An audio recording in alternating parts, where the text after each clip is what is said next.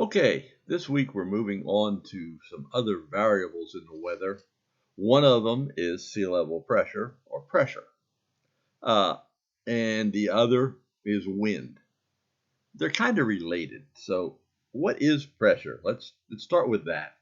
Pressure is just the weight of the air, and I wanted to think about that a minute. So the air is pushing down at you. So the more of the atmosphere that's above you, the more air is going to weigh. So if you're up in the mountains, air is going to be less. The pressure will be less. If you're down at sea level, the pressure will be more. So that actually causes a problem if I'm trying to think about the pressures around the world. So we want to standardize pressure. The way we've done that in the Weather Service and meteorologists as a whole is by creating sea level pressure. So we reduce the pressures, put them all at sea level. So for example, I have Denver sitting at, about 1 mile high. So it has a pressure of 24.92 inches of mercury. At the same time, I have New Orleans, 29.92 inches of mercury at sea level. So I want to reduce or change the pressure, basically, not reduce it, but change the pressure at Denver so it corresponds to sea level. Well, the first correction I'm going to use would be to use the standard atmosphere. And the standard atmosphere says that, well, for every 5,000 feet, I would drop the pressure I would raise the pressure 5 inches of mercury. So if I just make that correction, that would be the altimeter setting you would get. 29.92 inches at Denver would be the sea level, would be the station pressure at Denver. Now, if I really want to add a little bit of correction to make it refine it a little bit, well, I might want to take into account the actual temperature and humidity of the air. And that way I can correct the curve that would be there for the standard atmosphere to better reflect what is really occurring. So instead of maybe 29.92, I might get 29.98. It may be a tiny difference, but it will likely be somewhat different because almost never is sea level pressure exactly reduced down on a standard atmosphere, because you just don't get that very often. So now that we've looked at that, let's take a look at some station pressures around here. For example, here is Charleston, West Virginia, 1021.5 millibars, and the altimeter, if you were to set it, would be 30.18. So if you set the altimeter at Beckley, for example, the altimeter would be 30.27. So you notice there's a slight high pressure up over Beckley compared to Charleston. And it's reflected in the actual station pressure there as well, instead of just the altimeter reading. Now, if I want to look at how pressure changes in Charleston, we're going to get a graph up here of sea level pressure. Let's do that one for Charleston. And you'll notice that, here was the lowest sea level pressure, 1011.1 millibars. The highest, 1023.4. That is, you think about it, that works out to about 12 millibars. That's a substantial pressure change, actually, in the low levels. But think about going into vertical. If I went up to 850 millibars, approximately 1,500 meters up, so about almost 5,000 feet, we'll say, I've changed the pressure in the vertical 150 millibars in 1 mile. Yet in the horizontal, the pressure here, and a significant pressure change actually, from one day to another is 12 millibars. So you see there's a much greater pressure gradient in the vertical than in the horizontal. So if that is the case, why the heck does not all this air fly out of here? Remember, pressure is always trying to fill in the gaps. High pressure is always going to move the air towards low pressure. Well, the lower pressure is in the vertical. What holds all this atmosphere in is gravity. Gravity and the pressure gradient are balanced approximately in the vertical. It's called the hydrostatic equation, equilibrium. So you're going to see that.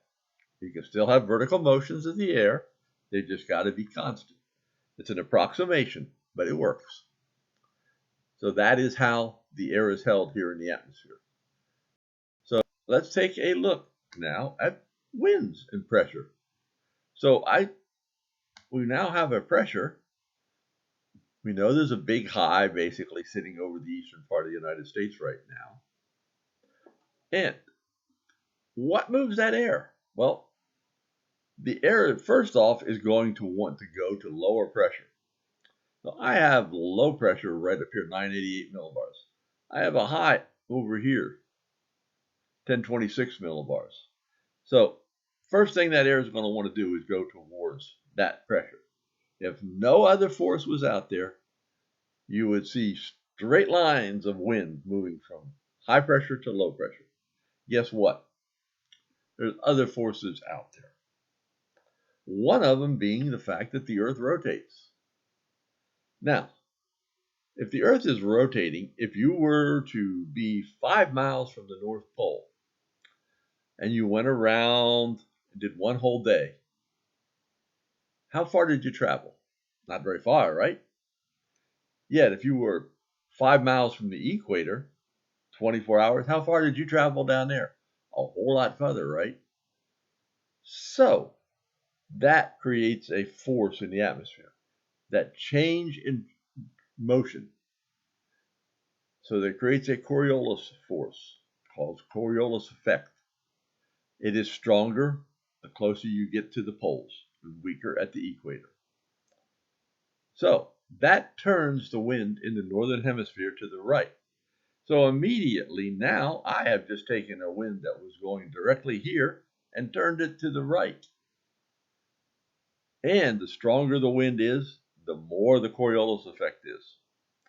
So that it's going to tend eventually to balance out, and it's going to make the wind flow parallel to these lines. But we have another force, friction. Friction, like mountains, rough terrain, will slow wind down.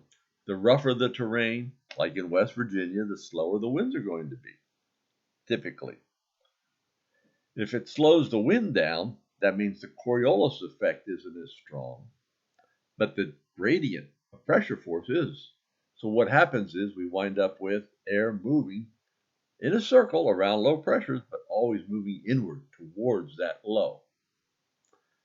So now that we've explained this on the surface part, if we took out friction, went further up in the atmosphere, say at 500 millibars, 500 millibar chart, what is it? It is a pressure surface. Every pressure on this chart is 500 millibars. So why are the contours dipping? Well, remember, we change pressure by changing humidity or changing temperatures. Both impact the pressure. So what you wind up with is lower 500 millibar heights, for example, out here over California, higher ones over here. So what's happened out here is maybe the air is colder, denser, more humidity, push the height down. Here, maybe it's a little drier, maybe it's a lot hotter, push the air up. So these contours literally can be thought of like an isobar. So there's a gradient here. Again, 500 millibars trying to get rid of this low. We're trying to get rid of the lows that are up here. So it has a pressure gradient. It also has the Coriolis effect. And you'll notice we've taken out the friction component here, they parallel these contours now, the winds. Once we've taken away friction, we get that. Now there's some friction, there's some eddies and all. You've bounced around in turbulence up there in the clouds, I'm sure, in your airplane. But for the most part, that's what you have. And finally, around the circle, there's something called centripetal force. If you go around a corner in a car, how the heck does that car manage to stay and not go straight? But it goes around the curve. That's centripetal force holding you in. So I've given you a lot of information here and showed it to you on current weather maps. So the object is obviously these 2 weeks is going to be looking at these kind of things on weather maps, talking about them, and hopefully understanding them a little bit more from a pilot's perspective. When you have different pressures that don't match up to the normal standard atmosphere, you may be flying a little bit higher or a little bit lower, depending on how that standard atmosphere is not the same as your real atmosphere. You'll also be looking this week at METARs, and I want you to understand that METARs, you have the pressures on there, the altimeter, the station pressure, and we've already talked about temperatures and all with it, but you also have the wind. Wind is the only meteorological variable that has two components, a wind speed and a wind direction. So in order, like for here example, the wind speed is out of the southwest. It's always where the wind's moving from. So in other words, the wind that is arriving here earlier today was in southern Utah and just moved up there.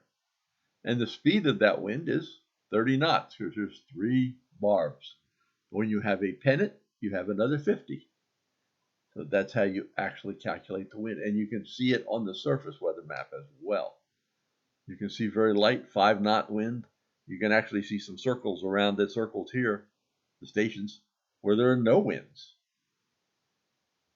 Remember, around high pressure, winds are going to blow clockwise.